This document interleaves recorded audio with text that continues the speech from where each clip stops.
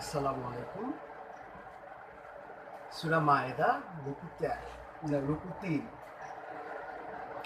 ১২ নম্বর আয়াত থেকে।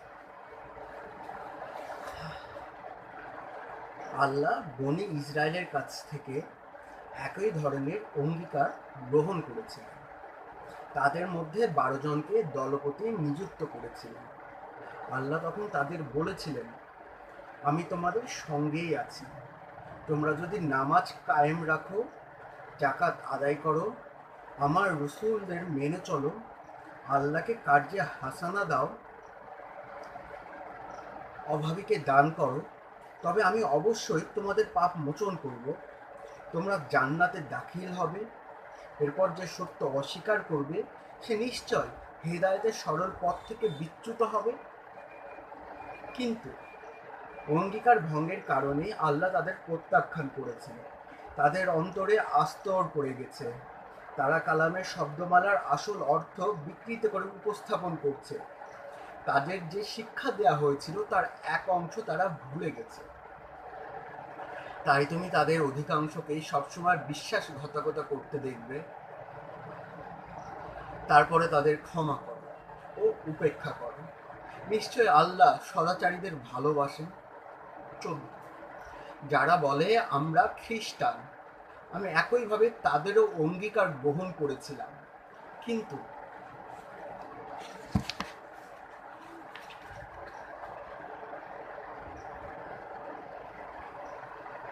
কিন্তু তাদের যে শিক্ষা দেওয়া হয়েছিল তার এক অংশ তারা ভুলে গেছে। পরিমাণে তাদের মধ্যে স্থায়ী বিদ্বেষ ও শত্রুতার সৃষ্টি হয়েছে, যা অব্যাহত থাকবে কিয়ামত পর্যন্ত। তারা যা করছে সময় এলে আল্লাহ তা তাদের বুঝিয়ে দেবে।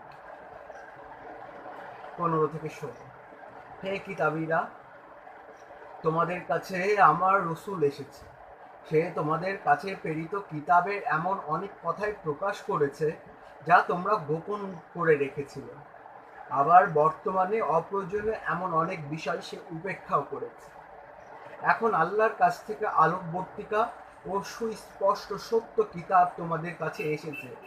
যারা আল্লাহর সন্তুষ্টি কামনা করে, এ কিতাব দিয়ে তিনি তাদের পরিত্রাণের পথে পরিচালিত করবেন, অন্ধকার থেকে আলোয় নিয়ে যাবেন, দেখাবেন সাফল্যের সরল পথ।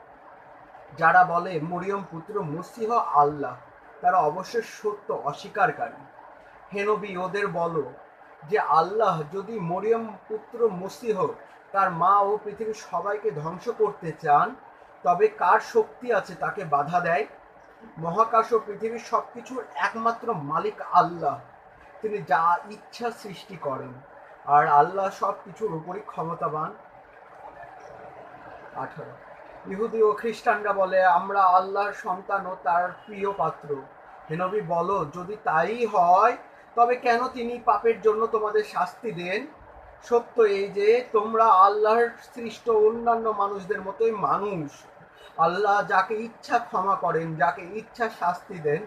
মহাকাশ ও পৃথিবীর সবকিছুর মালিক আল্লাহ, আর সবকিছু তার কাছেই ফিরে যাবে। হে কিতাবীগণ, দীর্ঘদিন তোমাদের মাঝে কোনো রসুল আসেনি। এখন আমার রসুল তোমাদের কাছে সত্যের সুস্পষ্ট নিদর্শন নিয়ে এসেছে। এরপর